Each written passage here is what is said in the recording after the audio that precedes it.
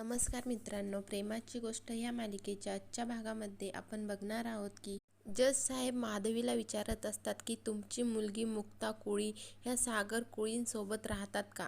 माधवी बोलायला लागते तेवढ्यात सई आवाज देते, मुक्ता आई, आणि पळतच येते. सावनीला बघितल्यानंतर सई मुक्ताला मिठी मारते आणि सावनीकडे घाबरलेल्या नजरेने बघते. सावनी सईला तिच्या जवळ बोलवत असते पण सई तिच्याकडे येत नसते. त्यानंतर जज साहेब सईला म्हणतात की सई ए इकडे, बाळा घाबरू नको.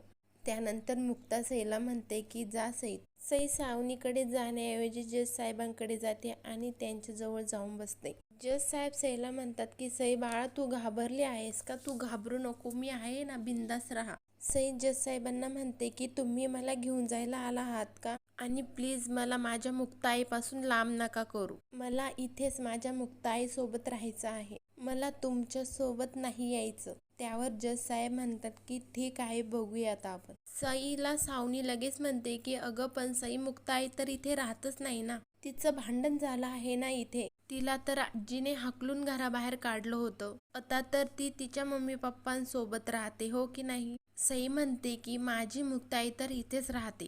त्यानंतर सागर सावनीला म्हणतो की झालं का तुझं समाधान? आम्ही तुला तेच सांगण्याचा प्रयत्न करतो पण तू समजून घेतच नाहीये, आणि एक वेळेस आम्ही खोटं बोलू शकतो पण सई कशाला खोटं बोलेल, तुला तर आमची हॅप्पी फॅमिली देखवतच नाहीये. सागर सावनी समोर मुक्ताच्या गाळ्यामध्ये हात घालतो आणि म्हणतो की नशिबाने मला सोन्यासारखी बायको मिळाली आहे आणि तिला मी कधीच आणि कुठेच जाऊ देणार नाही. हे ऐकल्यानंतर सावनीला खूप राग येतो. सागर म्हणत असतो की त्या कायम माझ्या सोबत असतील ह्याच घरामध्ये.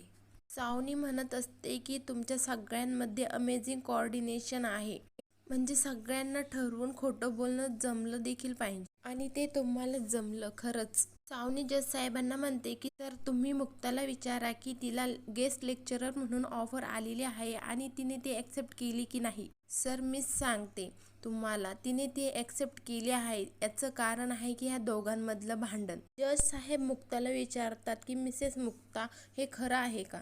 तुम्ही खरंच ती ऑफर ॲक्सेप्ट केली आहे का? मुक्ता म्हणते की हो, मला 3 महिन्यांसाठी जायचं होतं. त्यावर सागर लगेच म्हणतो की हो, मीच म्हणलो चांगली संधी आहे, सोडू नका, आणि तुमच्या करिअरसाठी उपयोगी होईल. सर मला त्याचा काहीच प्रॉब्लेम नाहीये, आणि राहिला प्रश्न सईचा, त्या सईला देखील त्यांच्यासोबत घेऊन जाणार आहे. तसाही 3 महिन्यांचा प्रश्न आहे, 3 महिन्यांसाठी कशाला कोणाला अडवायचं, आणि मी माझ्यासाठी, माझ्या कुटुंबासाठी यांचं करिअर का खराब करू. आजवर त्यांनी सगळ्या गोष्टी व्यवस्थित सांभाळल्या आहे, म्हणजे त्यांचं करिअर देखील आणि घर देखील, आणि मला खात्री आहे इथून पुढे देखील त्या सगळ्या गोष्टी व्यवस्थित सांभाळतील. त्यामुळे त्या गेल्या तर मला काहीच प्रॉब्लेम नाही, इनफॅक्ट माझ्या कुटुंबाला देखील काहीच प्रॉब्लेम नाहीये. पण बाहेरच्या लोकांना काय प्रॉब्लेम होतोय आय डोंट नो, काही कळतच नाही. एनिवे, यांना सांगून तर काही फरक पडणारच नाही, कितीही सांगितलं तरी. हो ना, त्यांच्यासाठी फक्त पैसा आणि ऐशोआराम हेच महत्वाचं आहे. सावनीला सागरचा खूप राग येत असतो. सावनी चिडते आणि म्हणते की खोटं आहे सर, हे सगळं खोटं आहे. जज साहेब उठतात आणि सईला म्हणतात की सई बाळा, तू काही एक काळजी करू नको, तुला तुझ्या मुक्ताईपासून कोणीही दूर करणार नाही, आय प्रॉमिस. जज साहेब सगळ्यांचा निरोप घेतात आणि तिथून निघतात. सावनी देखील रागाने तिथून निघून जाते. ते गेल्यानंतर इंद्रा म्हणत असते की सुटलो एकदाची. इंद्रा श्रीखंड पुरी उचलते आणि निघून जाते. त्यानंतर पुरू काका मुक्ताला म्हणतात की मुक्ता, आपल्या घरी चल. सईने मुक्ताचा हात पकडलेला होतो. स्वाती येते आणि सईला ओढते आणि म्हणते की सई, तुझा अभ्यास बाकी आहे ना, तू चल. मुक्ता सईला म्हणत असते की सई बाळा, तू अभ्यास कर, मग मुक्ता येईल तुला भेटायला, ठीक आहे ना. स्वाती आणि इंद्रा सईला घेऊन जातात. मुक्ता देखील तिथून निघते. सागर मुक्ताला थांबवतो. मुक्ताला म्हणतो की मुक्ता, 1 मिनिट, तुम्ही ऐनवेळीच येऊन सगळं सांभाळलं त्यासाठी खरंच थँक्यू. तुम्ही आला नसतात तर खरंच खूप मोठा प्रॉब्लेम झाला असता. त्या सावनीने जजचे कान भरले आणि त्यांना इथे घेऊन आली. त्यांना अचानक समोर बघून आम्ही सगळेच गोंधळून गेलो होतो, पण तुम्ही अचानक येऊन सगळं सांभाळलं. मुक्ता म्हणते की तुम्हाला थँक्यू म्हणण्याची काहीच गरज नाही, तुमच्यासाठी मी काहीच नाही केलं, मी फक्त माझ्या मुलीसाठी, सईसाठी केलं आहे, आणि मी माझ्या मुलीसाठी जे काय करते त्यासाठी मला कोणाच्या थँक्यूची गरज देखील नाही. एवढं बोलून मुक्ता तिथून निघून जाते.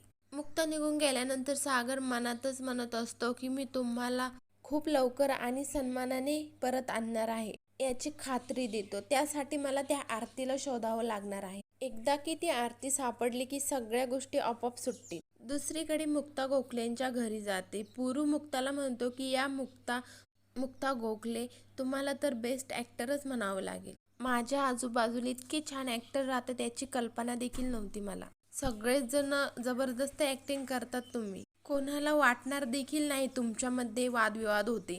स्पेशली तुझी आई आणि सासू अगदी जीवाभावाच्या मैत्रिणी असल्यासारखे वाटत होत्या मला. माधवी म्हणते की आम्ही दोघी जीवाभावाच्या मैत्रिणी जन्मात देखील होऊ शकत नाही. त्या छोट्या सईसाठी आणि तू हट्ट केला म्हणून मी ह्या लग्नाला तयार झाले होते. नावाला का होईना थोडं नातं आहे ना, म्हणून संबंध ठेवायचे असतात. नाहीतर जन्मात सुद्धा ह्या बाईचं तोंड नसतं बघितलं मी. मला इतका राग आला होता ना, तरी देखील मी इतकं गोड आणि चांगलं वागले याचंच मला विशेष वाटतं. पुरू मुक्ताला म्हणतो की मुक्ता मला एक सांग, तुला कसं काय कळलं सावनी जजला घेऊन आली आहे? मुक्ताला सईचं बोलणं आठवतं आणि सई मुक्ताला म्हणत असते की मुक्ता आई, तुम्ही मला सावनी मम्माकडे सोडणार आहात का? मुक्ता सईला म्हणते की तुला कोण म्हटलं? त्यावर सई म्हणते की मला आधी दादाचा फोन आला होता की तो म्हणत होता की सगळेजण तुझी तिकडे येण्याची तयारी करतायत. सगळेजण माझी वाट बघतायत तिकडे. आणि तुला माहिती आहे का, माझं वेलकम करण्यासाठी मोठी पार्टी देखील ठेवली आहे.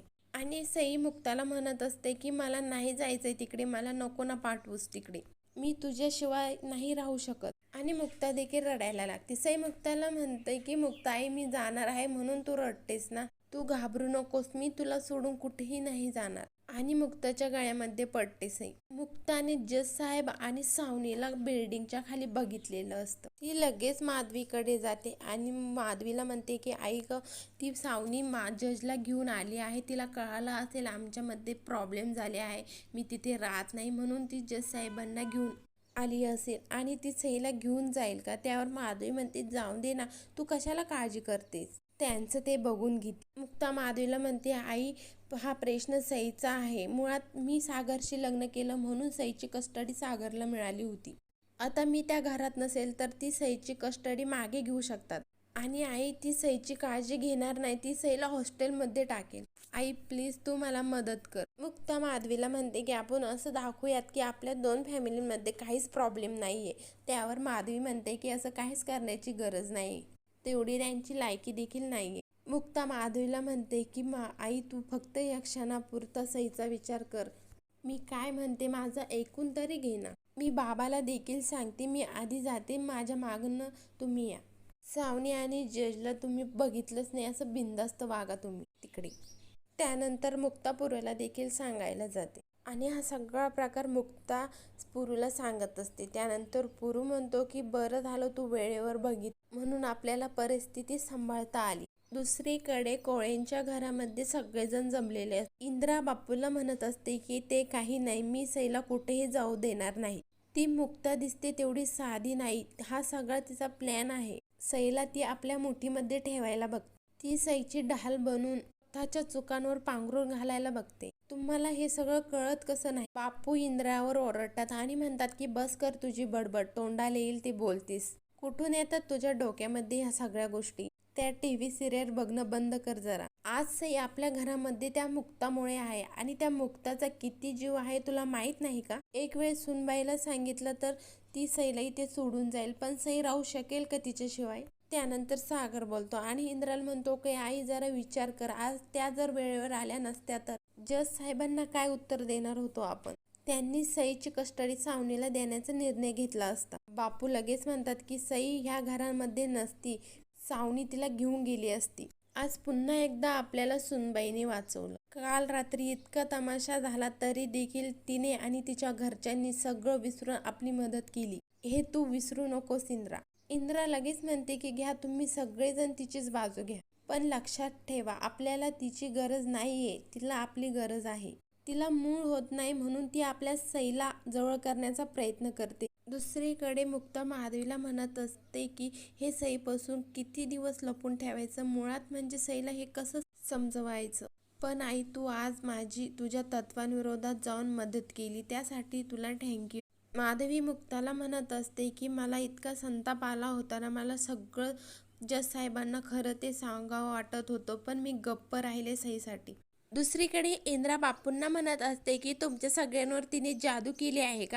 आता काही झालं तरी मी तिला सईच्या बाजूला फिरकायला देणार नाही, कोयत्याची शपथ घेऊन सांगते. बापू ओरडतात इंद्रावर आणि म्हणतात की बस कर आता इंद्रा, तू काय डोळ्यावर झापडं लावून घेतलीस का? काही पण बडबडत बसते. खरं खोटं काय आहे तुला माहिती करून घ्यायचं नाही का? उगाच त्या सुनबाईच्या नावाने सारखी बोटं मोडत असते. हे सगळं कार्तिक ऐकत असतो. इंद्रा म्हणते मग जावे बापू खोटं बोलतायत का? ते दोषी आहेत का? एवढ्या खानदानी माणसावर तुम्हाला संशय घ्यायला काहीच वाटत नाही का? आजपर्यंत संशय घेण्यासारखे कधी वागलेत का ते? तरी सुद्धा त्या देव माणसावर तुम्ही संशय घेताय. बापू म्हणतात की तू पण सुनबाईवर संशय घेतेस ना. मला फक्त एवढंच सांगायचं आहे, खरं खोटं जाणून घेतल्याशिवाय कोणावरही आरोप केलेले मला आवडत. सागर चिडतो आणि म्हणतो की शांत बसा दोघे. डोकं दुखायला लागलं आणि तिथून निघून जातो. त्यानंतर कार्तिक मनातच म्हणत असतो की म्हणजे सासरेबुवांचा माझ्यावर विश्वास नाही तर जसा सासूबाईंचा आहे. त्यांचा अविश्वास संशयात बदलण्याआधी मला इथून निघायला हवं. आता मी थोडे दिवस अंडरग्राऊंड. दुसरीकडे माधवी मुक्ताला म्हणत असते की तू दिल्लीला जाणार आहे आणि सईला बरोबर घेऊन जाय, याचं प्रॉमिस घेते माधवी मुक्ताकडून. पुढील भागात आपण बघणार आहोत की हर्षवर्धन सावनीला म्हणतो की जोपर्यंत तू त्या सागर कोळीला पूर्णपणे बर्बाद करत नाही तोपर्यंत मी तुझ्याशी लग्न करणार नाही. दुसरीकडे कार्तिक घर सोडून जाणार असतो पण सागर त्याचा प्लॅन सुरू करतो आणि म्हणतो की माझा मुक्तावर अजिबात विश्वास नाही, माझा कार्तिकवर पूर्णपणे विश्वास आहे, मुक्ता दोषी आहे. आधी सागरला फोन करतो आणि सागरला म्हणतो की पप्पा तुम्हाला त्या नक्की आवडत नाही ना? तुम्ही सईला तिच्या बरोबर पाठवताय म्हणून विचारतोय. तुम्ही माझ्याशी खोटं नाही ना बोलते? पुढील भागाच्या डेली अपडेट पाहण्यासाठी शिवानी मराठी चॅनलला सबस्क्राईब करा, लाईक करा, शेअर करा. धन्यवाद.